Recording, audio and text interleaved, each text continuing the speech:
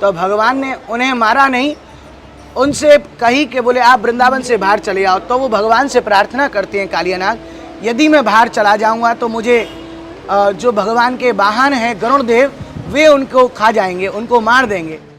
और वही पीछे मुड़ के उसने जैसे ही देखा तुरंत वो पत्थर का हो गया। और आज वही कालिया नाग यहाँ पत्थर के रूप में विद्यमान है, वही आत्मा इसके अंदर है और इसके अंदर से खून निकलते हैं। ये घटना मैं आपको पहले ही बता चुका हूँ। और आप अगर इस जगह को देखने आते हैं तो आपको वाकई में ऐसा लगेगा कि हाँ, ये वही कालिया नाग है। यहाँ पर एक अकासुर यानी अकासुर नाम का एक अजगर सांप था जो कंस के द्वारा भेजा गया था और वकासुर और पूतना का भाई था। तो उसको भगवान श्री कृष्ण ने इसी जगह पर निपटाया था और इस जगह पर वो एक गुफा की तरह बन गया था। तो उस गुफा के भी दर्शन आपको हम करवाएंगे। राधे राधे सभी भक्तों को। तो मित्रों, हम आए हैं वृंदावन और वृंदावन में हम आपको दर्शन कराएंगे कालीदह के। आप सभी ने श्री कृष्ण भगवान की जो गेंद लीला देखी होगी, वो गेंद लीला इसी कालीदह पे हुई थी, जहाँ पे श्री कृष्ण ने कालिया नाग का मर्दन किया था।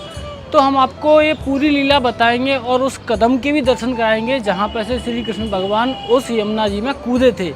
लेकिन सबसे ज़रूरी बात, हम आपको इसी वीडियो में उस कालिया नाग के भी दर्शन कराएंगे जब कालिया नाग वृंदावन छोड़ के जा रहा था और श्री कृष्ण के आदेशानुसार उसको बोला गया था कि वह पीछे मुड़ के ना देखे।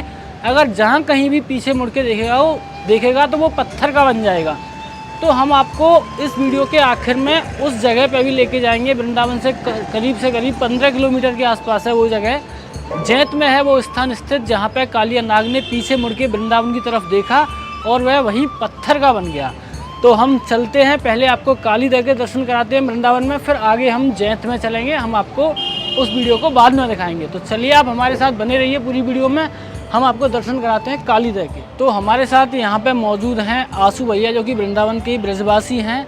हम उनसे ये सारे कालीदह की जितनी भी लीला है सारी संक्षेप में उन्हीं से जानेंगे। राधे राधे। राधे राधे आशु भैया। राधे राधे।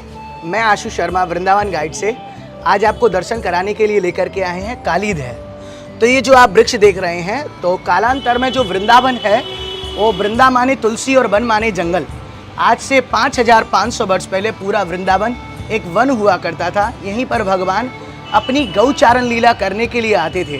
तो यहाँ सौरभ ऋषि नाम के एक संत रहा करते थे जो कि भगवान की भक्ति किया करते थे और जल के अंदर वो समाधि में भगवान की तपस्या भी किया करते थे। तो वो एक बार की लीला है जब सौरभ ऋषि जब भगवान के लिए अमनिया तैयार कर रहे थे, खीर बना रहे थे, तो जब उन्होंने देखा कि एक गरुड़ ऊपर से वृंदावन के ऊपर से जा रहे हैं तो उनके मुख से एक सर्प गिर जाता है और वो उस खीर में गिरने से वो खीर अपवित्र हो जाती है। तो तभी उसी क्षण वो सौरभ ऋषि बोले, इस लीला को बार बार देख करके कहते हैं कि बोले जाओ मैं तुमको श्राप देता हूँ, आप कभी वृंदावन के अंदर प्रवेश ना कर सकें। तो उससे श्रापित होकर के कभी गरुड़ देव वृंदावन के अंदर नहीं आ पाए। तो आपने देखा होगा वृंदावन के जस्ट बाजू में है, बाहर जब आप निकलेंगे तो गरुड़ गोविंद मंदिर है, वहीं तक श्री गरुड़ देव जी का प्रवेश है जो भगवान के वाहक हैं, जो भगवान के वाहन हैं श्री हरि के। तो उनका प्रवेश वहीं तक है, उसके अंदर वृंदावन के अंदर उनका प्रवेश निषेध है। तब लीला ऐसी यह हुई कि उन्होंने जब श्रापित कर दिया तो बाद में यहाँ कालिया नाग रहने लगा। कालिया नाग इतना विषैला था कि उनके विष की वजह से वृंदावन की हरियाली सारी नष्ट हो गई और ऐसा कहा जाता है कि कोई भी पक्षी ऊपर से जाता तो मर जाता था। तो जब कालिया नाग रहता था तो भगवान की गाय जब यमुना जल पीने लगी तो भगवान ने सुदामा के साथ में बॉल का खेल किया और अपनी बॉल को यमुना जी में फेंक दिया। तो भगवान का और कालिया नाग का 3 दिन 3 रात युद्ध चला। ये जो आप देख रहे हैं अभी जो रोड बना हुआ है, उस समय में इतना गहरा जल हुआ करता था कि यहाँ हाथी डूब जाए। ज्यों ज्यों कलयुग आ रहा है त्यों त्यों श्री यमुना जी दूर हो रही हैं और श्री गिरिराज जी जमीन में नीचे जा रहे हैं। तो ये जो आप दर्शन कर रहे हैं ये 5500 वर्ष प्राचीन यह वृक्ष है। इसी के ऊपर से भगवान श्री कृष्ण जी ने यमुना जी में छलांग लगाई और 3 दिन 3 रात तक भगवान का कालिया नाग के साथ में युद्ध हुआ। और युद्ध करने के बाद में जैसे ही भगवान कालिया नाग को मारने को हुए तभी 4 नाग पत्नियां प्रकट होकर के भगवान से प्रार्थना करती हैं, बोले हे प्रभु यदि आप इन्हें मार दोगे तो हम विधवा हो जाएंगी और कलयुग में कोई हमारा सम्मान नहीं करेगा। तो भगवान ने उन्हें मारा नहीं, उनसे कही कि बोले आप वृंदावन से बाहर चले आओ। तो वो भगवान से प्रार्थना करते हैं कालिया नाग, यदि मैं बाहर चला जाऊंगा तो मुझे जो भगवान के वाहन हैं गरुड़ देव, वे उनको खा जाएंगे, उनको मार देंगे। तो भगवान ने उनके ऊपर नृत्य किया और अपने चरण चिन्ह बनाए और उन्होंने चरण चिन्ह के दर्शन दिए कि बोले जब कभी आप उनको दिखाओगे तो ठाकुर जी आपको माफ़ कर देंगे, बोले गरुड़ देव आपको मारेंगे नहीं, यदि आप हमारे चरण चिन्ह उनको दिखाएंगे तो भगवान गरुड़ देव जी आपका अपमान नहीं करेंगे, आपको नहीं मारेंगे। तो कालिया नाग यहाँ से रेणु द्वीप है, रमण द्वीप है, तो वो वहाँ गए। लेकिन भगवान ने कहा जैसे ही आप ब्रिज में पलट करके देखोगे वापस, वहीं आप जितने फन आपके पलट करके देखेंगे वो फन आपके पत्थर के हो जाएंगे। तो आपको आगे में दर्शन कराएंगे कि किस प्रकार जैत में जा करके उन्होंने पीछे मुड़ के देखा है तो वहाँ जो पत्थर के वो फन बन गए हैं, जिन फनों ने पीछे वृंदावन की ओर देखा है। तो ये मेन मुख्य दर्शन जो है वो इस वृक्ष का है। 5500 वर्ष प्राचीन यह वृक्ष है और भगवान के चरण के दर्शन भी आपको इस वृक्ष में से होंगे। भैया जो आप ये बता रहे हो ये वृक्ष उसी समय का है ठाकुर जी? हाँ, ये 5500 वर्ष प्राचीन वृक्ष है, लेकिन पहले तो बहुत विशाल हुआ करता था, कभी टूट गया कभी फिर हो गया, लेकिन मूल में ये वही वृक्ष है। मैंने सुना है इसे चेक भी किया गया है जिससे इसकी आयु पता लगी है कि बताते हैं 5500 वर्ष। हाँ, ये 5500 वर्ष है। देखिए किस प्रकार भगवान के नन्हे नन्हे चरण हैं और इसी वृक्ष के ऊपर में बैठ करके भगवान ने यमुना जी में छलांग लगाई और कालिया नाग को नाथा है। देखो आप जो दर्शन कर रहे हो ये पेड़ पे चढ़ते हुए कदम हैं ठाकुर जी के, जैसे पेड़ पे चढ़ते हुए के ये निशान है, यहीं से ठाकुर जी पेड़ पे चढ़े हैं। ये आपको चित्रकारी के थ्रू दर्शाया गया है। लेकिन पौराणिक तो यहाँ पे केवल यही वृक्ष है भैया, और कोई भी यहाँ पे ऐसी कोई अब आपको अंदर में यहाँ जो लीला के दर्शन है वे भी हम आपको अवश्य कराएंगे। लेकिन आप देख सकते हैं कि पहले यमुना जी ये घाट हुआ करते थे, जो जो कलयुग आ गया यमुना जी उतनी ही दूर चली गई हैं। जैसे गिरिराज जी अपने नीचे जा रहे हैं ना तिल व तिल, ऐसे ही यमुना जी अपने स्थान को छोड़ करके दूर हो रही हैं। तो आप कह रहे हो कि इस रोड को छोड़ के आगे यमुना जी हैं? हाँ, यहाँ से अभी करीब आधा किलोमीटर आगे चली गई हैं यमुना जी। आधा किलोमीटर पहले यही घाट हुआ करता था। और जैसे आप इसी कदम से ठाकुर जी ने हाँ जी बिल्कुल, जब सुदामा उनको जिद पर अड़ गए कि बोले भगवान, बोले कान्हा मोकू तो वही बॉल चाहिए, तो ठाकुर जी ने कहा बोले मैं आपको दूसरी बॉल, लेकिन लीला तो सब उन्हीं ठाकुर जी की है। तो ठाकुर जी सब देख रहे हैं। तो माता यशोदा जी को फिर बुला करके लेके आए, बोले मैया मैया, बोले लाला ने यमुना जी में छलांग लगा दी है, बोले बॉल को ढूंढ। तो माता जी भागी भागी यहीं आई हैं। तो माता जी ने जैसे ही यमुना जी में देखा कि उन्होंने जैसे ही वो यमुना जी में कूदने लगी तो कछुआ ने मुख फाड़ करके दिखाया, तो माता जी को भय लग गया। तो बोले माता जी फिर यमुना जी में कूदी नहीं, वहीं बैठ करके ठाकुर जी की बाढ़ देखते रहीं। और 3 दिन 3 रात भगवान का युद्ध हुआ और भगवान का युद्ध करने के बाद में स्वतः ही भगवान श्री यमुना जी में से फिर श्री धाम में आए। तो भैया आप हमें और दर्शन कराएं यहाँ पर जो काली दह पे और जो भी जी अभी आपको मुख्य दर्शन कराएंगे मंदिर के काली दह के। चलिए हम चलते हैं भैया के साथ, मुख्य काली दह के मंदिर के दर्शन करते हैं। मंदिर में फोटोग्राफी अलाउड नहीं है, तो हम आपको यहाँ पर मैं दर्शन करा देते हैं कि किस प्रकार क्या लीला हुई है। तो आप इधर में देखिए दर्शन करेंगे, जब कभी आप वृंदावन आएंगे तो यहाँ मंदिर में दर्शन कर सकते हैं। और यहाँ तो फोटोग्राफी अलाउड नहीं है, लेकिन इस लीला के माध्यम से हम आपको बता देते हैं कि किस प्रकार भगवान ने कालिया नाग को नाथा है। ये देखिए भगवान श्री कृष्ण किस प्रकार कालिया नाग के ऊपर नृत्य कर रहे हैं और अपने चरणों को उनको दर्शन दिए हैं कि जिससे उनको गरुड़ नहीं मारे। और ये 4 नाग पत्नियाँ हैं जो कि भगवान से हाथ जोड़ करके प्रार्थना कर रही हैं, बोले हे कृष्ण, बोले यदि आप इनको मार देंगे तो हम विधवा हो जाएंगे और कभी कोई हमको कलयुग में सम्मान नहीं करेगा। तो भगवान ने उनको मारा नहीं, अपने चरण चिन्ह दे करके उनको छोड़ दिया और कह दिया कि कभी आप लौट करके ब्रिज में नहीं आए। तो प्रभु जी यही है इस काली दह के बारे में या फिर कुछ और भी है? बस यही लीला है यहाँ की, यही लीला जो है अभी मैंने आपको बताई है और आपको ये देख सकते हैं, यही वो लीला है। तो मित्रों आप बने रहिए हमारे साथ। अभी हम आपको लिए चल रहे हैं जैत गांव में, जहां पे कालिया नाग ने पीछे मुड़ के देखा और पत्थर की मूर्ति में कन्वर्ट हो गया। तो हम पहुंच चुके हैं जैत गांव। जैत गांव वही है जहां श्री कृष्ण भगवान ने नाग मर्दन करने के बाद कालिया नाग को आदेश दिया था कि वह वृंदावन छोड़ के चला जाए, और उसे एक बात और बोली थी कि अगर उसने जहाँ कहीं भी पीछे मुड़ के देखा वो वहीं पत्थर का बन जाएगा वह नाग। तो ये जैत गांव वही है जहाँ तक कालिया नाग आया था बिना पीछे मुड़े देखते हुए, लेकिन जैत गांव में आके कालिया नाग ने वृंदावन की तरफ मुड़ के देखा तो वो वहीं पे पत्थर का बन गया। तो हम आपको दर्शन कराएंगे उसी पत्थर के कालिया नाग के, और हम आपको यहाँ पर दर्शन कराएंगे कई भूतकाल की चीज़ें हैं जो कि आपके बकासुर से जुड़ी हुई हैं, वो भी कृष्ण की लीलाओं से जुड़ी हुई हैं, हम उनके भी दर्शन करेंगे। तो चलिए चलते हैं, हम पहले आपको उस कालिया नाग के दर्शन कराते हैं जो पत्थर का बन गया था। तो हमारे साथ मौजूद हैं यहाँ के ब्रजवासी, जो आपने कंस किले की वीडियो में भी देखे होंगे, जो मथुरा के ब्रजवासी हैं, वो ही हमें यहाँ की लीला से अवगत कराएंगे। तो मिलते हैं, हम शर्मा जी से मिल रहे हैं, आपने पहले भी शर्मा जी को जरूर देखा हुआ। तो शर्मा जी, जो कालिया नाग वृंदावन से जब जा रहा था लौट के श्री कृष्ण के आदेशानुसार, तो यहाँ पे जैंत गांव में आके वो पत्थर का बन गया था, लेकिन उसके बाद भी कई लीलाएं हैं और उस समय की भी कई लीलाएं हैं। कृपया करके हमारे भक्तों को उस लीलाओं से अवगत कराएं। जी, पहले तो मैं आप सभी का अपने ब्रज मंडल में और मेरी राधा रानी परिवार चैनल पर हार्दिक स्वागत करता हूँ। तो आप देख रहे हैं वही कालिया नाग है जो वृंदावन से भगवान श्री कृष्ण के आदेश पर निकला था। ये कालिया नाग अभी देखने में थोड़ा अजीब लग रहा है। ऐसा अजीब क्यों लग रहा है, उसके पीछे की मैं वजह आपको बता दूं। इसके 5 फन हुआ करते थे, तो 5 फन हमें अभी यहाँ देखने को मिलते हैं। 1, 2, 3, 4 और ये 5 फन आज भी इसमें स्थित हैं। ये आगे से अंग्रेजों ने तोड़ दिया गया है। आज भी इस कालिया नाग के अंदर वही प्राण विद्यमान हैं जो उस समय उसी कालिया नाग के अंदर थे। ये एक श्राप की वजह से पत्थर का हुआ है और आज इसके अंदर वही प्राण विद्यमान है। और भगवान श्री कृष्ण जब कल की अवतार लेंगे तो इसको पत्थर से मुक्त करेंगे और इसको मुक्ति देंगे। अब ये ऐसा देखने में अजीब क्यों लग रहा है, उसके पीछे की मैं आपको वजह बता दूं। औरंगजेब का शासन आया तो औरंगजेब के शासन के समय पे औरंगजेब ने ये चेक किया कि ये वाकई में असली है या नहीं, तो उसने इस पर कई प्रहार करवाए, आगे से ये तोड़ दिया। तो इसको जब तोड़ा गया, यानी इस पे जब छेनी और हथौड़े से वार किया गया, तो इसके अंदर से खून निकलने शुरू हो गए।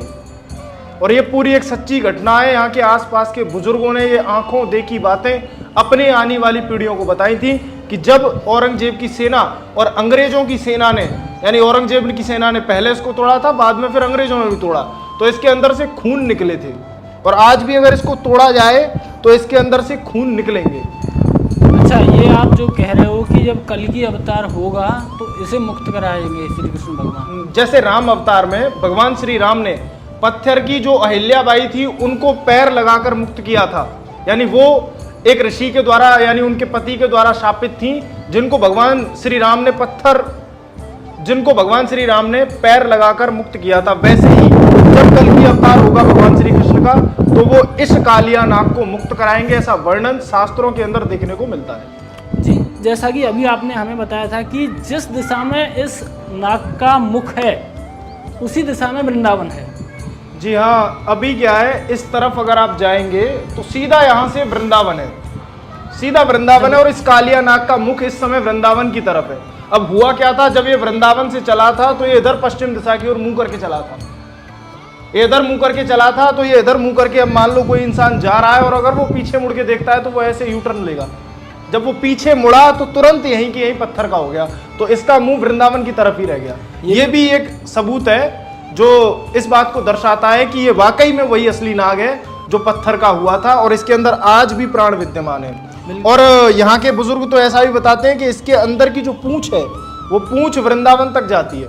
तो मैं अब आपको यहाँ पर पूरे चित्रों के माध्यम से, ढंग से समझ में आ जाएगा आप लोगों के, पूरी चित्रकारी के माध्यम से बताऊंगा कि भगवान श्री कृष्ण ने कैसे कालिया नाग का मर्दन किया, कैसे उस तक वो पहुंचे, क्या उन्होंने की लीला अपनाई, यानी वो एक लीला के थ्रू गए, वो लीला कैसी है वो समझते हैं।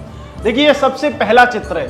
यहाँ पर भगवान श्री कृष्ण अपने सखाओं के साथ यमुना किनारे खेल रहे हैं। सखाओं को तो पता नहीं कि कृष्ण यहाँ पर कालिया मर्दन करने आए, लेकिन कृष्ण को यह भली भांति पता है कि इस समय यमुना के अंदर कालिया नाग है और ये कालिया नाग इतना विषैला सर्प है कि इसके जहर की एक एक बूंद हजारों लोगों को मारने की ताकत रखती है। तो यहाँ पर आप देख रहे होंगे कि सखा बॉल डाल रहे हैं और भगवान बल्ला पकड़कर हाथ में खड़े हुए हैं। तो इधर बॉल डाली है और बॉल से जो शॉट मारा है वो शॉट सीधा यमुना जी की तरफ जा रहा है। इसके आगे यमुना जी में जब बॉल चली गई तो बॉल थी वो श्रीधामा नाम के एक ब्राह्मण मित्र की, जो श्री कृष्ण जी का मित्र था श्रीधामा। उसने जब काफी जिद करी कि मुझे मेरी वही बॉल चाहिए, तो भगवान श्री कृष्ण ने, जो हमने आपको वृंदावन में दिखाया था, उस वृक्ष से सीधे यमुना जी में छलांग लगाई। अब भगवान का मकसद बॉल को निकालना नहीं, बल्कि इस यमुना मैया में से कालिया नाग को निकालना था। तो कालिया नाग को निकालने के लिए भगवान श्री कृष्ण जैसे ही यमुना मैया के तल में पहुंचे तो आप देख रहे होंगे कि कृष्ण जी के पीछे कालिया नाग सोया हुआ है और उसकी 2 पत्नियां थी। दोनों पत्नियों ने भगवान श्री कृष्ण को पहचान लिया और उनका चरण वंदन कर रही हैं वो। अब इतना देखकर कालियानाग जग गया। कालियानाग को ये सहन नहीं हुआ, क्योंकि वो उस समय अहंकार से बिल्कुल भरा हुआ था। तो उसका अहंकार उसको भगवान को मानने को राजी नहीं हो रहा था, यानी उसका अहंकार ये मानने को राजी नहीं हो रहा था कि ये छोटा सा बच्चा भी भगवान हो सकता है। तो भगवान श्री कृष्ण ने जब इसको पनिशमेंट दी, यानी उसके साथ लड़ाई की और उसको पता चलवाया कि मैं ही भगवान हूँ, तो वो यहाँ पर समझ गया और वो भगवान श्री कृष्ण को यमुना जी के तल से ऊपर लेके आया। भगवान श्री कृष्ण ने यहाँ पर नृत्य किया। फिर उसके बाद भगवान श्री कृष्ण ने डांस करने के बाद उसको ये आदेश दिया कि तुम यमुना मैया से और मेरे ब्रज से दूर चले जाओ। और एक बात उन्होंने और बताई कि जहां तुम पीछे मुड़ के देख लोगे वहीं पे पत्थर के हो जाओगे। कालियानाग अहंकारी था, उसका 100% अहंकार इस लड़ाई के बाद भी खत्म नहीं हुआ था। तो उसने आगे चल के, यानी इस जगह पर आके पीछे मुड़ के देख ही लिया, और वही पीछे मुड़ के उसने जैसे ही देखा तुरंत वो पत्थर का हो गया। और आज वही कालियानाग यहाँ पत्थर के रूप में विद्यमान है, वही आत्मा इसके अंदर है और इसके अंदर से खून निकलते हैं। ये घटना मैं आपको पहले ही बता चुका हूँ। और आप अगर इस जगह को देखने आते हैं तो आपको वाकई में ऐसा लगेगा कि हाँ, ये वही कालियानाग है। तो शर्मा जी, यहाँ पे हमें सामने कुछ बकासुर और अकासुर के भी दर्शन हो रहे हैं, उनके बारे में भी हमारे भक्तों को दर्शन कराएं। हम यहाँ पर 2 प्रमुख चीजें और हैं इसी जगह पर। यहाँ पे एक तो जय कुंड है। जय कुंड का मतलब है यहाँ भगवान ने एक जीत हासिल की थी। वो जीत कौन सी थी वो मैं आपको बताता हूँ। यहाँ पर एक अकासुर, यानी अकासुर नाम का एक अजगर सांप था जो कंस के द्वारा भेजा गया था, और बकासुर और पूतना का भाई था। तो उसको भगवान श्री कृष्ण ने इसी जगह पर निपटाया था, और इस जगह पर वो एक गुफा की तरह बन गया था। तो उस गुफा के भी दर्शन आपको हम करवाएंगे। यहीं पर एक बकासुर है जो वक के रूप में भगवान श्री कृष्ण को अपनी चोंच में दबाकर मारने आया था, तो उसके भी दर्शन आपको यहीं मिलेंगे। और वही जगह जो प्रॉपर असली है बकासुर को मारने वाली, वो हम आपको दिखाएंगे। तो हम पहुंच चुके हैं अकासुर नाग के पास। यहाँ पे आप देख पा रहे हो ये खंडित मूर्ति हैं, गाय हैं, ये ग्वाल वाल हैं। तो इसकी भी लीला है कि पहले अकासुर यहाँ पे ये वही है जो कंस के भेजे हुए राक्षसों में से ही एक है। तो इसकी लीला शर्मा जी हमें थोड़ा सा बताएं, ये क्या लीला है, किस तरह से श्री कृष्ण ने इसका भी वध किया, कैसे है ये? देखिए, ये जो अकासुर है ये इस जगह पे कालियानाग जब पत्थर का हुआ था उससे पहले की घटना है। कालियानाग पत्थर का इस जगह पे बाद में हुआ है। अगासुर का वध और बकासुर का वध यहाँ पे पहले हो चुका है। अब हुआ क्या था, भगवान श्री कृष्ण यहाँ पे गैया चराने आते थे। तो बकासुर और पूतना का भाई था अगासुर, जो कि एक अजगर के रूप में रहता था, यहाँ लोगों को भी बहुत ज़्यादा परेशान करता था। तो जब कंस ने उसको बताया कि इस कृष्ण को तुम्हें वध करना है क्योंकि इसने ही तुम्हारे भाई और बहन की हत्या की है, तो अकासुर बहुत ज़्यादा क्रोधित हो गया। अब ये अकासुर इतना विशाल है, ये एक अजगर के रूप में आप देख सकते हो। यहाँ पे एक अभी बनाया गया है अकासुर के जैसे की गुफा जैसा। ये इतना विशाल था कि इसके अंदर जो भोले भाले श्री कृष्ण जी के मित्र थे उनको ये एक बड़ी सुंदर गुफा लगी, जो कि उन्होंने सोचा कि ये वृंदावन की भूमि है, ब्रजमंडल है अपना, इसमें कोई नई गुफा होगी जो बड़ी सुंदर देखने में दिख रही है। तो अकासुर ने अपना मुंह ऐसे खोल के रखा हुआ था। ऐसे आप देखेंगे तो ये अकासुर का मुंह आपको खुला हुआ दिखेगा। ये देखिए, आप अगर अंदाजा लगाएं तो अभी तो ये बनाया हुआ है, लेकिन उस समय कितना विशाल होगा। मेरी हाइट लगभग 6 फीट है, तो मेरी हाइट से भी ये काफ़ी ऊंचा है। आप देख पा रहे होंगे, देखिए कितना, मैं इसके दांत तक भी नहीं पहुंच पा रहा। ये इसके नीचे वाले दांत हैं जिनकी ऊंचाई करीब 3 फीट है। ये देखोगे आप, ये इसकी जीभ है, ये अकासुर की जीभ है जो कि एक अजगर ने बाहर निकाल ली थी गुफा के ऊपर स्लोप की तरह। इसकी चौड़ाई देखिए आप, ये देखिए कम से कम 4 फीट चौड़ी जीभ है जो कि अभी बनाई हुई है। तो उस समय देखिए कितना विशाल होगा। भोले भाले श्री कृष्ण जी के मित्र, जो कि यहाँ आप मूर्तियों में आज देख सकते हैं, ये जो भोले भाले मित्र थे इनको खंडित कर दिया गया। जैसा मैंने आपने बताया था कि देखिए गाय का सिर कटा हुआ है, गाय के कान कटे हुए हैं, मित्र का पैर टूटा हुआ है। तो ये सभी मित्र जो भोले भाले थे, कृष्ण जी के साथ गैया चराते थे, वो ये गुफा समझ के इसके अंदर घुस गए। ये इसके अंदर घुस गए तो मैं भी आपको घुस के दिखा देता हूँ। ये यहाँ से ऐसे घुसते जा रहे थे। तो उस समय जब अजगर का मुंह, अभी तो ये पिंक कलर का दिख रहा हुआ, लेकिन आपको उस समय ये लाल रंग का था।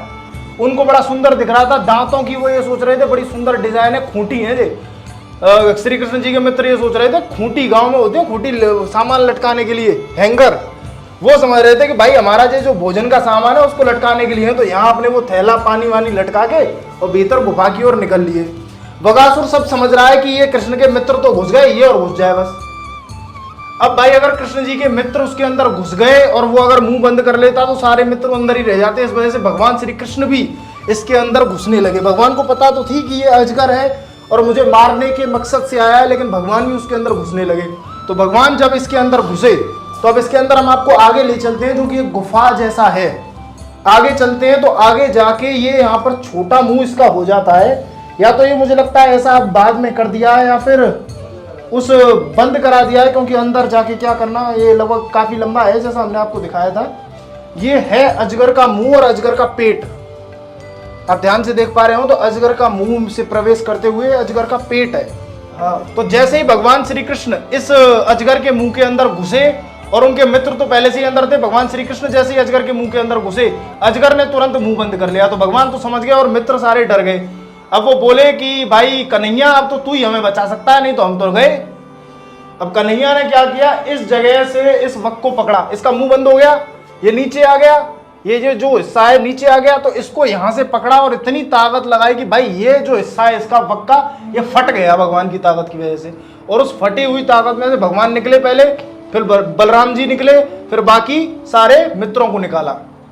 तो अब हम आपको अजगर की इस घटना के बाद लेकर चलते हैं बकासुर के पास, जो बकासुर इसी का बड़ा भाई था और जिसको भगवान श्री कृष्ण ने जो एक बगुले के रूप में आया था, और इतना विशाल बगुला था कि दुनिया में किसी ने देखा ही नहीं था। एकमात्र बगुला था जो बड़ा विशाल था, जिसको भगवान ने चोंच पकड़ के ऐसे फाड़ दिया था।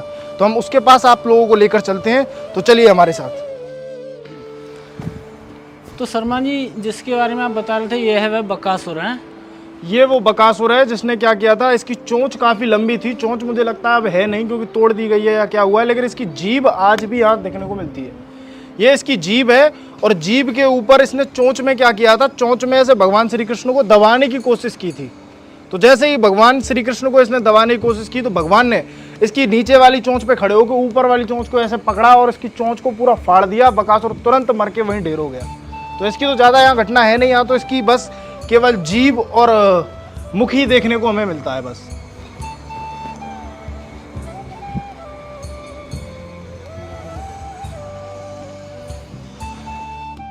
तो मित्रों, आज के वीडियो में बस इतना ही। हमने आपको दर्शन कराए कालीदह के, और आपको जैंत गांव में स्थित उस कालिया नाग के भी दर्शन कराए। तो उम्मीद करते हैं आपको हमारा वीडियो पसंद आया होगा। अगर आपको हमारा वीडियो अच्छा लगा, हमारा काम आपको अच्छा लगा, तो वीडियो को लाइक अवश्य करें, और ऐसे ही व्रत से जुड़ी वीडियोओं को देखने के लिए हमारे चैनल को सब्सक्राइब अवश्य करें। तो मिलते हैं अगले किसी वीडियो में, तब तक के लिए राधे राधे, जय जय श्री राम।